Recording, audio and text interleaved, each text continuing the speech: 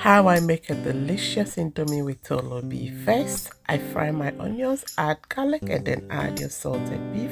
Fry until it becomes pink and dark, and then you're going to add in your sliced carrots together with chilies, and then we will top it up with water.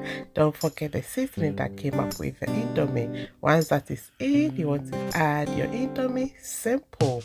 Just stir, add in your cabbage, red and green bell peppers, as well as chopped onions. Let the heat cook the vegetables up a bit, but they will still be crunchy as you bite into it. Serve with love and enjoy.